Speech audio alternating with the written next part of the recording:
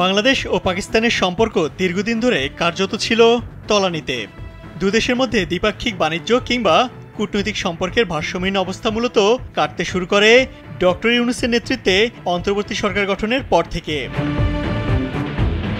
কিন্তু দুদেশের মধ্যে বাণিজ্য বাড়াতে এখন পর্যন্ত কোনো দৃশ্যমান উদ্যোগ দেখা যায়নি।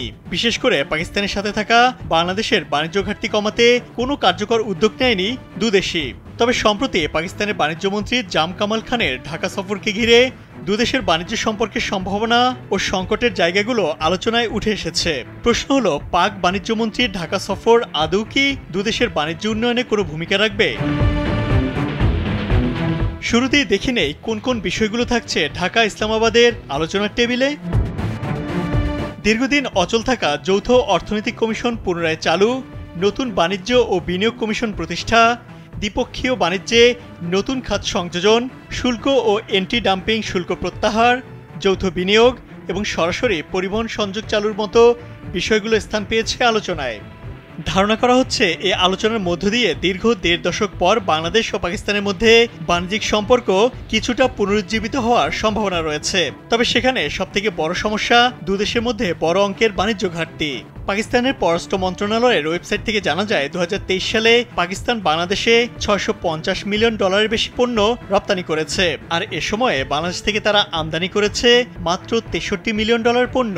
এখানে বাংলাদেশের বাণিজ্য ঘাটতির বিষয়টি স্পষ্ট।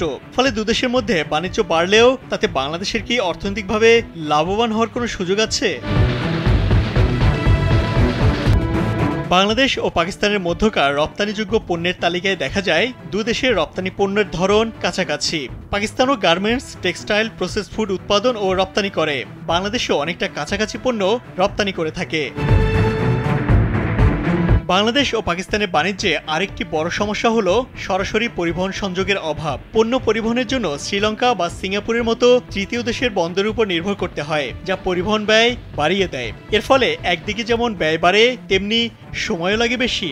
এসব দিক বিবেচনা করলে বাংলাদেশ ও পাকিস্তানের মধ্যে বাণিজ্যিক সম্পর্কের জায়গা খুব একটা বিস্তৃত নয়। যদিও করাচি বন্দর থেকে এখন অনিয়মিতভাবে পণ্যবাহী জাহাজ চট্টগ্রামে আসতে শুরু করেছে। বাংলাদেশ ও পাকিস্তান উভয়ই রপ্তানির ক্ষেত্রে তৈরি পোশাক ও টেক্সটাইলের উপর নির্ভরশীল। তাই দুদেশেরই রপ্তানি পণ্যের বহুমুখীকরণে জোর দেওয়া প্রয়োজন। সিমেন্ট, চিনি, জুতা, চামড়া প্রভৃতি খাতে পাকিস্তান বেশ ভালো করলেও এসব পণ্যের বাংলাদেশে তাদের বাজার অনেকটাই সীমিত। অন্যদিকে বাংলাদেশি রপ্তানি পণ্যের যে তালিকা, তাতে পাকিস্তানের বাজার ধরা বেশ কঠিন বাংলাদেশের ব্যবসায়ীদের জন্য। তবে দুদেশের মধ্যে বাণিজ্য সম্প্রসারণে বেশ কিছু সম্ভাবনাময় খাত রয়েছে। বাংলাদেশ বিশ্বের তৈরি পোশাক রপ্তানিকারক দেশগুলোর মধ্যে অন্যতম, আর পোশাক শিল্পের জন্য গুরুত্বপূর্ণ কাঁচামাল তুলা ও সুতার উৎস পাকিস্তান। ফলে পাকিস্তান থেকে এসব কাঁচামাল তুলনামূলকভাবে কম খরচে আসতে পারে বাংলাদেশে। পাশাপাশি ওষুধ খাতে বাংলাদেশের অভিজ্ঞতা ও দক্ষতা পাকিস্তানের জন্য বেশ কার্যকর হতে পারে। বাংলাদেশ রপ্তানি উন্নয়ন ব্যুরোর তথ্যমতে বাংলাদেশ প্রতি বছর $৮০ বিলিয়ন পণ্য আমদানি করে, যার মধ্যে $১৫ বিলিয়ন খাদ্য ও মধ্যবর্তী পণ্য। বাংলাদেশ ও পাকিস্তানের মধ্যে এসব পণ্যের বাণিজ্য বাড়ানোর সুযোগ আছে। ফলে প্রতিবেশী একক কোনো দেশের উপর থেকে নির্ভরতা কমাতে পারে বাংলাদেশ। সংশ্লিষ্টদের মতে কোনো দেশের সাথে একমুখী সম্পর্ক গড়া উচিত নয়। প্রতিটি সহযোগীর সঙ্গে সম্পর্ক রাখতে হবে বাণিজ্য ও বিনিয়োগের সীমারেখায়, যেখানে রপ্তানি ও আমদানির স্বার্থই অগ্রাধিকার পাবে সবার আগে।